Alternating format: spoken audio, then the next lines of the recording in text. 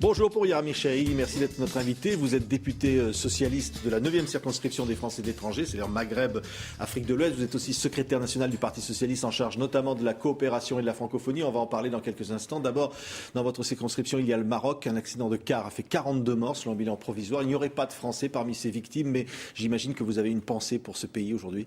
Oui, vous me l'apprenez, c'est un drame terrible pour ces familles, quelle que soit leur nationalité. Donc, je vais essayer de me renseigner un peu plus tout à l'heure en rentrant, mais bon, évidemment, je souhaite et j'adresse à toutes ces familles mes condoléances. J'espère que ça va s'arrêter là, le décompte macabre. Bon, je n'ai pas plus d'informations que ça, mais en tout cas, toutes mes pensées fraternelles aux Marocains qui sont concernés par ce drame.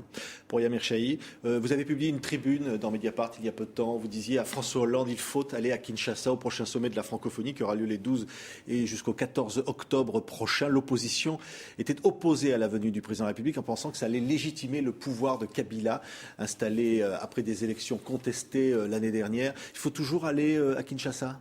Moi, j'ai hésité. Et je pense qu'il ne faut pas balayer d'un revers de la main ce que disait une partie de l'opposition, parce qu'une autre partie était aussi favorable, parce qu'il y a effectivement ce risque, mais ça dépend de ce qu'on a dit et de ce qu'on y fait. Moi, j'ai pensé qu'il fallait que François Hollande y aille, donc je l'ai enjoint à le faire. Il a dit qu'il irait, j'en suis finalement très satisfait, parce que d'abord, je pense qu'il ne faut pas isoler la société civile au Congo et l'opposition, à qui il faut donner une tribune à ce moment-là, et le fait que le président de la République cherche à les recevoir et recevoir tous ceux qui, dans ce monde qui bouge, dans cette Afrique qui bouge, sont aussi porteurs d'une alternative démocratique, progrès, demain. Je pense que c'est finalement une bonne opportunité qui, bien sûr, va sans doute être utilisée par M.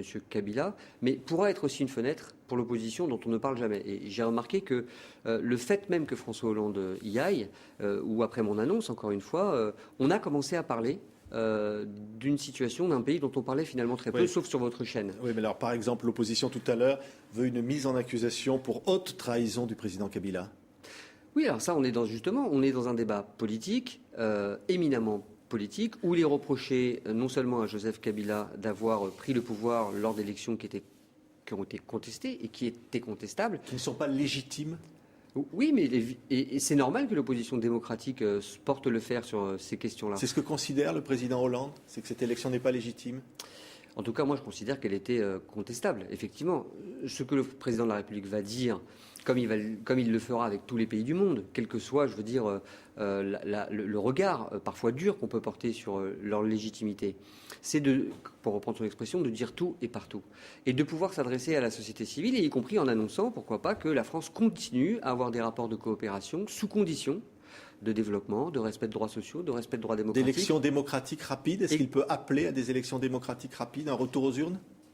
Je ne sais pas s'il ira jusque-là, pour ne pas donner le sentiment que la France renoue avec ce qui est à la fois parfois attendu et en même temps contesté à chaque fois, c'est-à-dire qu'elle se pose en donneuse de leçons de ce qu'il faut faire, mais poser comme principe le fait qu'il faut des élections transparentes, chacun comprendra que ça veut dire qu'elles ne l'ont pas été tout à fait, je pense qu'il faut le faire, mais il faut voir plus loin, parce qu'il y a la question du Congo, Kinshasa, qui traverse une crise politique, mais une crise bien plus grave aussi au nord-est, et puis il y a l'enjeu de la francophonie. Parce que c'est aussi pour ça qu'il s'y rend. Et le fait que la France renoue avec une ambition francophone. Qui n'existait plus selon vous ? Non, ça fait bien longtemps que la France était en recul par rapport à cette ambition, que nos amis sénégalais, marocains, tunisiens, québécois étaient bien plus en avance.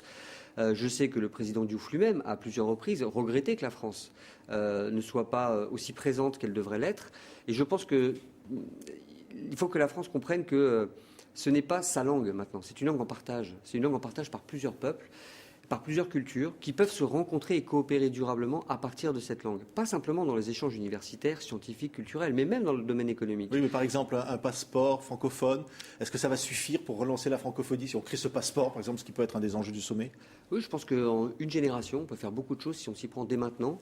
Renouer le fil d'un dialogue souvent plombé par la mémoire post-coloniale, par un recul de l'ambition française dans le bon sens du terme avec ses amis africains. Et je pense que s'il y avait des outils comme un Erasmus francophone, si on facilitait les circulations pour les étudiants, les scientifiques, les chefs d'entreprise, très rapidement, oui, je pense qu'on renouerait le fil d'un dialogue qui est attendu des deux côtés de la Méditerranée et bien au-delà. et qui a été rompu faute d'ambition et principalement faute d'ambition française. Est-ce que vous attendez de François Hollande un discours anti-Dakar, j'allais dire, c'est-à-dire anti celui de Nicolas Sarkozy, l'homme africain n'étant pas entré dans l'histoire, disait-il? Vous attendez finalement que François Hollande profite de ce sommet pour dire le contraire? Oui, parce que c'est important, même s'il ne faut pas s'en tenir qu'au discours. Il faut que ça suive. On a donné quelques exemples de propositions qui pourraient être faites.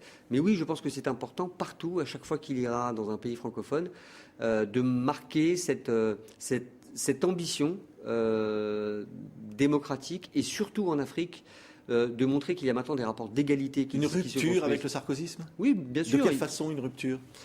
Je vous prends un exemple qui est plus géostratégique. Parce que sinon on va traîner autour des valeurs et on va rester dans le domaine de la condamnation de ce que Sarkozy a fait. Donc on sait ce qu'il ne faut pas faire. Prenons l'exemple de la Libye. Sarkozy avait invité Kadhafi en grande pompe, puis 6 mois après lui fait la guerre, et au bout de 3 mois s'en va en laissant la situation dans un désastre généralisé. Ce n'est pas que Sarkozy qui était responsable.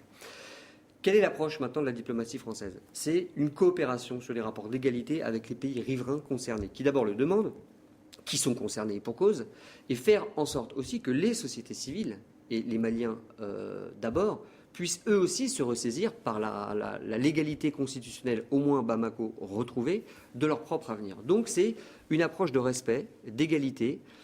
C'est sans doute moins spectaculaire, c'est sans doute moins marqué du sceau de l'agitation qu'on a connu par le passé, mais je pense que ce qui est attendu, c'est aussi ça, c'est un cap qui soit respectueux, qui comprenne que toutes les civilisations apportent à l'humanité et que si la France et beaucoup de pays en Afrique ont des choses à partager en commun, que les Français n'oublient jamais ce qu'ils doivent aussi à l'Afrique, au-delà de l'histoire, de la mémoire, c'est aussi énormément de potentiel de développement en commun, et je pense qu'il faut pour ça parler d'égal à égal.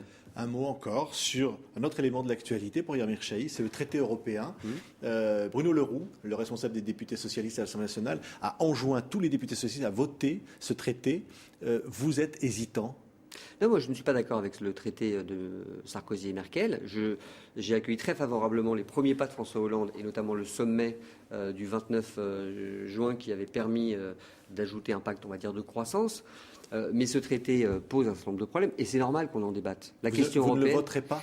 Non, je ne suis pas favorable à ce traité, mais je vais vous dire comment je vois les choses. Il y a des arguments qu'on connaît sur est-ce que c'est une contrainte supplémentaire sur les budgets, est-ce qu'il va empêcher le redressement économique ou au contraire le favoriser. Moi, je suis plutôt sceptique. Je n'ai pas changé d'argument entre avant et après la campagne présidentielle, mais je voudrais quand même insister sur un point qui nous concerne et qui concerne vos téléspectateurs. S'il faut une nouvelle ambition à l'Europe, du fait de sa crise, et François Hollande l'a parfaitement dit, ce n'est pas en restant simplement dans le périmètre des 27. Il y a une zone euro et il y a aussi la nécessité de construire des noyaux durs, des coopérations renforcées. Mais il y a aussi une autre dimension qui a été rappelée par Laurent Fabius lors de la conférence des ambassadeurs. C'est l'euro-méditerranée, c'est la relation à l'Afrique. Donc il faut aussi comprendre que si on veut pouvoir reconquérir une dimension économique, un nouveau souffle économique, c'est aussi en renforçant nos liens avec les pays du Sud. Donc moi, je demande aussi une nouvelle ambition européenne qui se tourne aussi vers le Sud. Merci. Je pense que c'est à cette condition qu'on y arrivera. Merci pour Yamir Chahi d'avoir été notre invité.